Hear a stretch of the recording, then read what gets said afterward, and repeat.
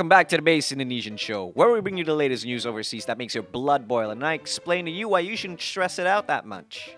Sweden allowed an Iraqi guy to burn the Quran in front of a mosque and had him protected by cops. Why is nobody stopping him? Would be a question a lot of Muslims and anyone unfamiliar with Western laws would ask. Why should they stop him? Is a question a lot of people from the West would ask. Sweden for the past few years has been marked with an increase in violent crime. News headlines and statistics point out that immigrants are the main perpetrators of this new Swedish crime wave. Since 2015, Sweden has been receiving a huge influx of immigrants as the direct result of the European migrant crisis and the heightened sense of moral superiority in the Swedish state. Most of these immigrants fled the Middle East, where at the time the Arab Spring, which was to make Arabic countries more democratic, crashed and burned, creating the Arab Winter and setting loose ISIS on the hapless Middle East.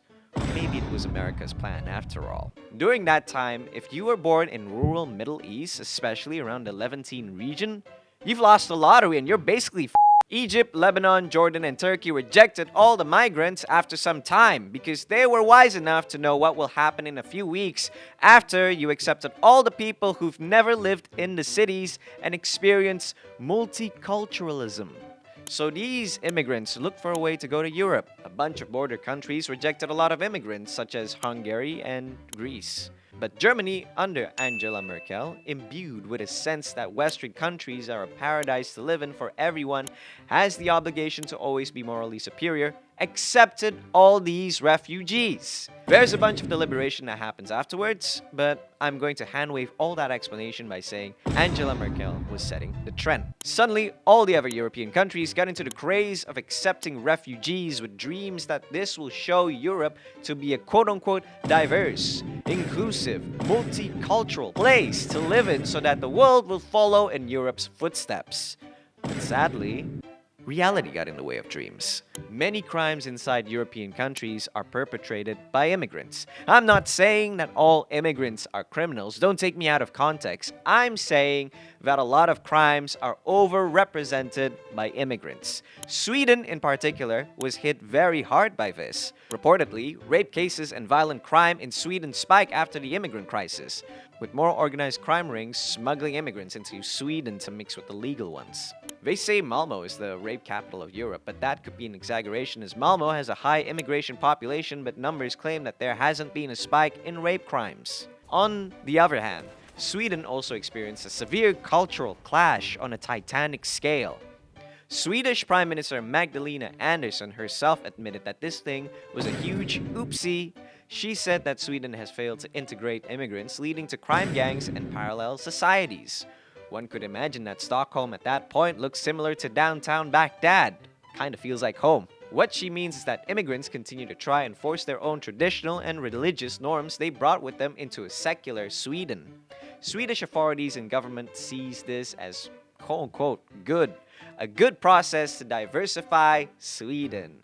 But they realized this was a bad idea when in April 2022, a Swedish-Danish politician burnt the Quran to prove a point that immigrant integration failed on a normative level because immigrants turned violent when it was burned. And he was proven true.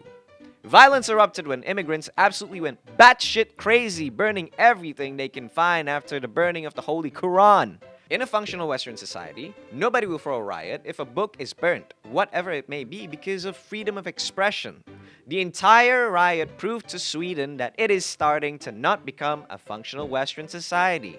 To make matters worse, the Prime Minister blamed this entire thing on segregation in society, as if though she was trying to blame the right-wing element of Sweden for allowing this to fester, completely missing out the reason the right-wing movement in Sweden is gaining traction in the first place is because of immigrants.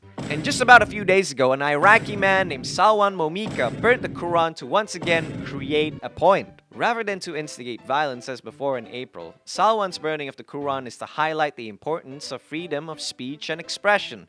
He said, "This is a democracy. It is a danger if they tell us we can't do this." Dude then said he's not an enemy to Muslims and proceeds to burn their holy book in front of their place of worship. How was he allowed to do all this risking public disturbance?